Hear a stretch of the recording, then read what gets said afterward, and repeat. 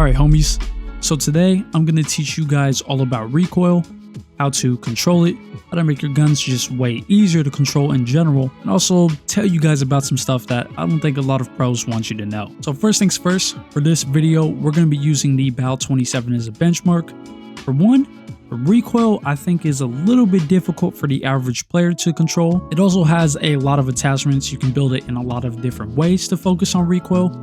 And on top of that, I mean, come on dude, it's an advanced warfare gun. Of course I'm going to want to use it. So right here we got the base version of the gun. This is with no attachments on it. And I already know the recoil, so for me this is pretty easy to control. Except at further ranges, I'm gonna pretty much have to tap fire this. I can't just pull down the trigger and hit all my shots. But for the most part, since I'm somebody who plays the game a lot, this isn't really that hard to control. But you might be wondering, how do you even know what the recoil is? And for that, the easiest way is to go in the firing range, and you want to shoot the glass behind you. This is going to give you a clear picture of exactly how the recoil is. All you're going to want to do is aim, wherever, it doesn't really matter. Don't pull down on your right stick. Don't try to fight the recoil. Just let it go, pull down the trigger, and see what you get. And for this, we got a pretty consistent result. It's going to be slightly different every time you shoot. That's just how the case is with Call of Duty. But for the most part, these first couple shots are going to go up and to the left, and it's going to go back up and towards the right, then back towards the left, and then back towards the right. So pretty much all the way through, our recoil plot is pretty much a zigzag with like a S-curve at the end. So to control this, all we need to do is the opposite of whatever our gun is doing. So for example, if your gun's going up and to the left, you pull down and to the right. If it's going up and to the right, you pull down and to the left. And it's really just that simple. Also, I just want to add, it's going to take practice. If you're somebody who only plays this game like, I don't know, 10 hours a week, it's not going to be very easy for you to control recoil, especially with a gun like this. So don't get frustrated. It always takes practice, and it's just something you got to get better at. So I know what the recoil plot is, and now I just have to do the opposite. So for this, I'm going to try to control it as best as I can. And for me, it's honestly pretty easy. Yeah, I'm a little bit off to the left and the right on a couple of shots, but for the most part, I'm going to be right on target, and I'm not going to miss that many shots unless, of course, my target is moving, for example. And then another thing I like to do, whether that's warming up or whatever, is practice staying in a straight line while moving side to side. So you want to fight the recoil, but then move back left and right. So for example, if I went left and right and was just shooting, my goal is to try to stay in a straight line. And I'd say as long as I'm within this, I'm pretty sure I'm going to win a gunfight, at least up close. Once you kind of understand how to control recoil, the next job is easy. All we're going to be doing is trying to turn recoil from this into this. So before we throw any attachments on, because I'm a nerd, I want to talk to you guys about some of the pros and cons, stuff to watch out for, and stuff that you should probably prioritize over other stats, with the first stat and by far the most important being firing aim stability. What this does is it basically gives you a flat buff, or negative if it's a con, to your visual recoil. Visual recoil is how much your gun shakes or your screen shakes while you're firing, so you want to have that as little as possible, so that way when you're shooting someone, you can actually stay on target. And it's different from actual gun recoil, where that's how much your gun is actually jumping in between shots. Speaking of jumping, the second most important stat is going to be your recoil gun kick or your gun kick control. Whatever it's labeled as, they're pretty much the same thing. This affects how smooth your recoil is. So for example, with this gun, it has a very zigzag, kind of more jagged recoil plot. If you built your gun to entirely focus on gun kick,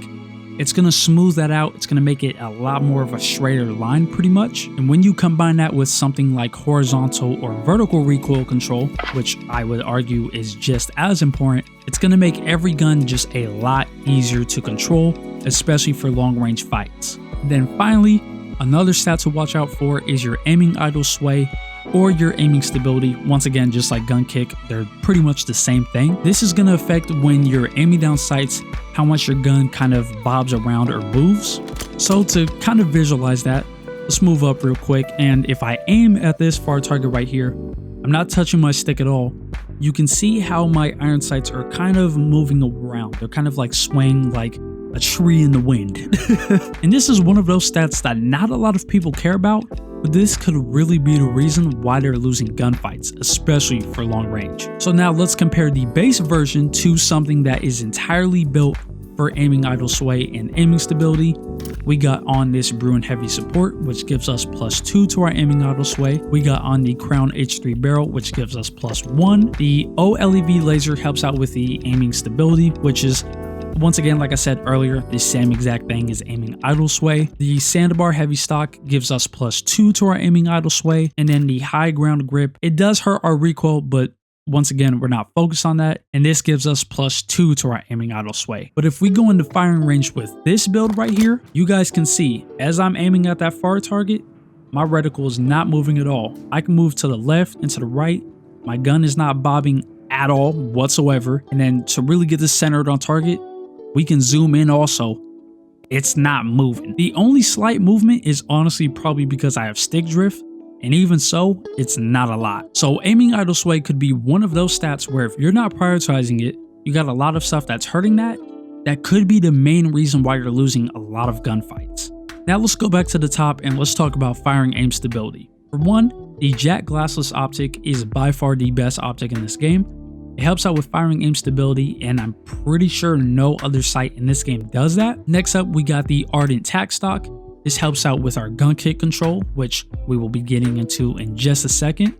It also helps +2 with our firing aim stability and a little bit with the recoil control. For the underbarrel, we're using the Bruin Tactical Vertical.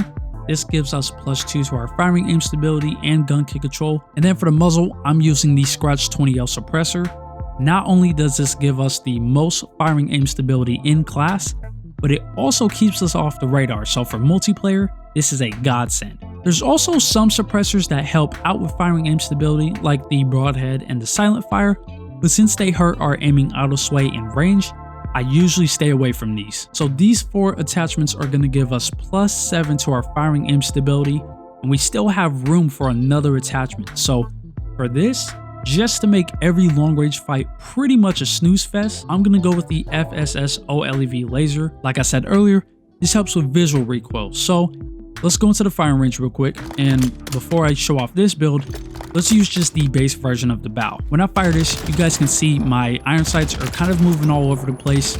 My screen is shaking pretty heavy, not nothing too crazy like some of the Modern Warfare 2 guns, but there is some shake there. So now, ignore that, but if I switch to this build right here, which is entirely focused on getting as much firing aim stability as possible, you guys can see there is barely any shake. I still have to pull down into the left, but it's a lot easier to do when my screen isn't shaking all over the place and I can see exactly where my reticle is going. It's such a good stat that even me as a controller player, I can switch over to keyboard and mouse right now, and I can go in with this build and I'm not gonna miss any shots. I don't play keyboard and mouse at all, just in some games, but not Call of Duty. And you guys can see, it is so easy for me to control my recoil, it's not even funny. Now, even though I have all of that firing aim stability, the recoil actually isn't that different. This is the base recoil plot right here, and this is with all 5 of these attachments helping firing aim stability. You guys can see there's really no difference, but just by having no visual recoil, it makes it so much easier to see what I'm shooting at and how to actually counteract my recoil. So once again, please focus on this stat. So now let's move on to the bow built entirely for recoil gun kick control, whatever you want to call it. And for this, the first attachment we got is the Bruin Pivot Vertical Grip. This gives us 16% as well as 12% to our vertical recoil. For the rear grip, we got the Channel M. This gives us 10% across the board, and it does hurt our ADS just a little bit. For the stock, of course, we got to keep on that Ardent Tac stock. This is the best stock for the gun, whopping 29%, which is just nuts. And then for the barrel, we're running the Knocked Kill Long Barrel. It only gives us 6%, but it does give us 11% on horizontal and vertical recoil. And then finally, to be overkill as possible, we're running the Jack BFB, which gives us a whopping 55% reduction, as well as 20% to our horizontal and 35% to our vertical recoil. So if we head into the firing range, you guys can see right here, it's slow, but I barely have to pull down my right stick. Like, guys, if I let this go, like, let me see, I'm gonna just let it go right here. That's barely going up. Like, I'm not gonna lie, if you can't hit your shots with all this helping recoil, I don't know if this is the game for you. No disrespect, but Come on guys, this is really easy. Let's check out the recoil plot for this. I'm pretty sure it's barely gonna move at all. Yeah, that's nothing, dude. That's like, what, a foot tall? All of that initial left and right is pretty much all gone. It's only really at the last couple shots that it starts to go left and then snap back to the right. So, I mean, at that point, the guy you're shooting better already be dead, so I don't even think that matters. Now, it is pretty slow. I mean, this aim down sight speed isn't competitive. You're gonna be playing pretty slow with this gun, but you're also not gonna miss any shots, so I don't know. It's like a give and take, I guess. And then also, if you don't want to use the Jack BFB, you can go all the way to the right and you got plenty of options here. You got something like the L4R flash hider, which helps out with the gun kick by 13%. What else do we got? The sack and tread helps out 22%. Boom, right here. The X10 ported 26%. That's pretty good. And if we put this on instead of the Jack BFB, you can still see this is super easy to control. And on top of that, let's just do a quick recoil plot comparison to see how much smoother it is, or less smooth, I guess, in this case. And pretty much, it's not that different. We got that initial spike and then, you know, snapping back to the right. But overall, it's really nothing, especially when we compare that to the base recoil. I mean, it's pretty much night and day. But let's take something like the Kastov 7.62. This is a Modern Warfare 2 gun. It's the AK. I'm pretty sure everybody knows that the AKs, they usually got a little bit of kick to them. And you can see right here, this is a lot harder to control than the bow. There's a lot more screen shake. For some reason too, the gun starts to like tilt. It's all over the place. It's unnecessarily difficult, but you can see here, I mean, at far range, there's no way I'm gonna be able to pull down the trigger and just beam that guy. So let's head into the gunsmith and see what we can do. First things first, the stocks are pretty much going to be useless. Not only do they not get firing aim stability or really that much recoil control in general, I mean 3%, that's it, but they also entirely kill your mobility, and in some cases, they'll murder your handling too. So you really want to be careful because you could seriously handicap your gun if you're using the wrong stock. I mean, look at this. Most of this is going to be red. The best stock here is probably the XO TAC, and even so, this really isn't doing nothing for us. So we're going to stay away from the stocks, and instead, let's focus on the barrel, the muzzle, and the underbarrel. For the underbarrel, we want something that's going to help out a ton with the firing aim stability and the horizontal recoil. So for this, I think it's pretty much a no-brainer that we're going to go with the Bruin Heavy support. It's only giving us +1 to our firing aim stability, but it helps our sway, and it's also giving us 11% to our gun kick and 8% to our horizontal, which is definitely much needed. Now for the muzzle, obviously we could slap the Jack BFB on here, but I feel like that's a little bit too easy. So instead, I'm going to use the Cassis brake. This gives us a nice 18% boost to our horizontal recoil. It does hurt our ADS speed by 5%, but I think that's worth it, especially since we get +1 to our firing aim stability. And then for the barrel, this is really tough because Modern Warfare 2 was built around being slow and methodical and not really caring about mobility or handling at all. You could use this barrel, but you're only getting 4% recoil and a whopping -27% to your ADS speed. Your mobility is getting killed too, so you're probably not going to want to go with this one. The Cas 7's not as bad, but still 5% reduction to your ADS. And you're losing some range. So instead, I think we should go with the IGK30. We're gonna hurt our mobility. We might as well get a ton of recoil control. It's really ugly, but I mean, it's the best we got. So these 3 attachments should help a ton with our horizontal recoil. And then since the iron sights on this gun really aren't my favorite, we can play it safe here and go with something like the Jack Glassless. And then since we don't have any good stocks, I say we just go with this Demo X2. It's gonna hurt our aiming idle sway, but we desperately need some recoil control and 7% across the board. I mean, I guess we're gonna have to take it. But with these attachments, it should be a lot easier to control the gun, and yeah, wow, that is a completely different version of the gun. I still gotta fight the vertical and the horizontal isn't all the way gone, but besides that, I mean, just look at how much easier that is. So basically, as a rule of thumb, it's a Modern Warfare 2 gun.